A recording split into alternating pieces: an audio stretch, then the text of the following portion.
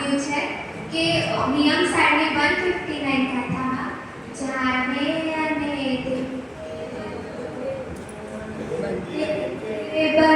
પ્રભુ કેવડી વ્યવહારથી, એટલે કે લોકાલોકને ખરેખર જાણતા નથી, એ તો લોકાલોકને વ્યવહારથી જાણે છે, અને વ્યવહાર એટલે અભૂતાય, એટલે કે ખરેખર જાણતા નથી.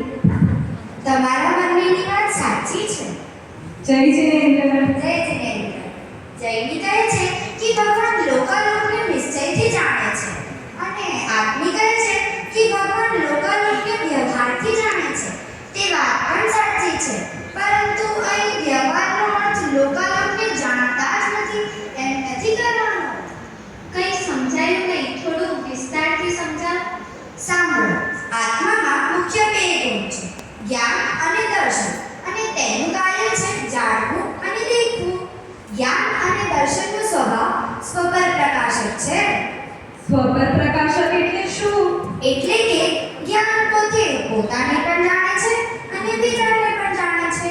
જેવી રીતે ભગવાન પોતાના આત્માને પણ જાણે છે અને લોકાલોકને પણ જાણે છે. જ્ઞાન કોને નથી જાણતું? બધાને જાણે.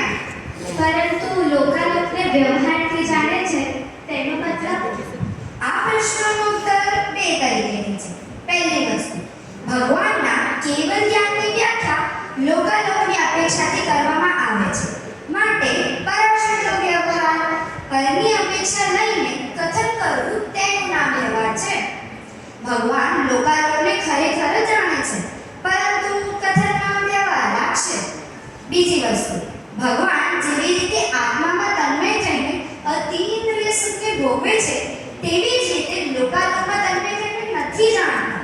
જેમ કે નરકના દુઃખો તેઓ જાણે ખરા, પરંતુ તેઓ ભોગવે નહીં, અને તેમનો ઉપયોગ તો સ્વમાં જ ડૂબેલો હોય છે. હા, મને સમજાઈ ગયું. તને ખબર પડી આત્મી? ભગવાન આખા લોકાલોકને નથી જાણતા એમ પણ નથી, અને તેમાં તન્મય થઈને જાણે છે એમ પણ નથી. હા, આ સ્વપર પ્રકાશકને કોઈ ઉદાહરણ આપીને સમજાવો ને. સાંભળો, જેવી રીતે દીવાનો પ્રકાશ ટેબલ રોશનીને દેખાડે, દીવાનો પ્રકાશ દીવાને પણ દેખાડે, અને દીવાને જોવા માટે બીજા દીવાની જરૂર ના પડે. દીવો પોતાને દેખાડે તે સ્વપ્રકાશક, અને ટેબલ રોશનીને દેખાડે તે પરપ્રકાશક. હા, સમજાઈ ગયું. જ્યારે રામચંદ્રજી નાના હતા ત્યારે તેમની માતાએ પાણીમાં તેમને ચંદ્રનું પ્રતિબિંબ બતાવ્યું. તે પાણીની નિર્મળ પર્યાય જોઈએ તો તે સ્વપ્રકાશક, અને તેમાં પડતા ચંદ્રના પ્રતિબિંબને જોઈએ તે પરપ્રકાશક. બરાબર ને?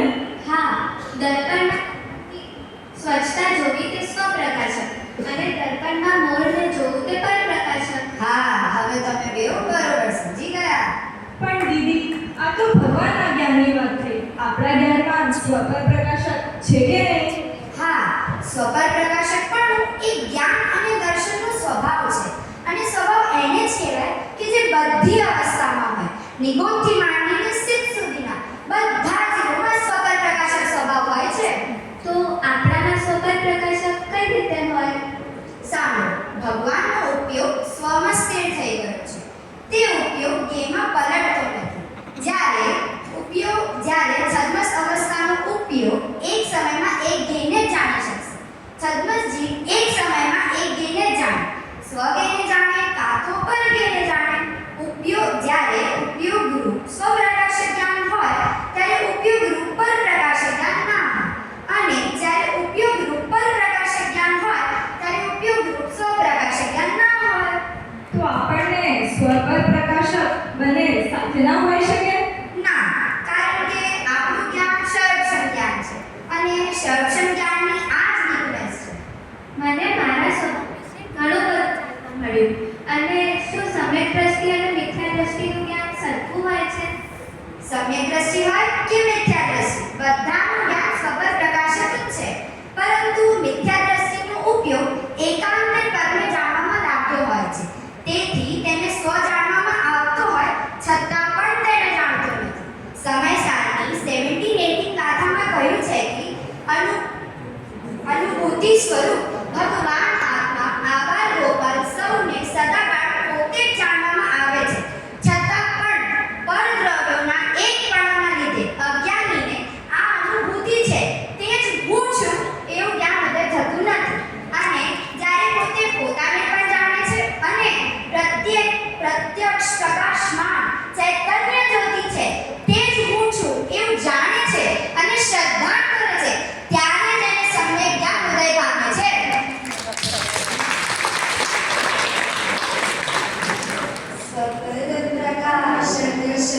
દેહમાં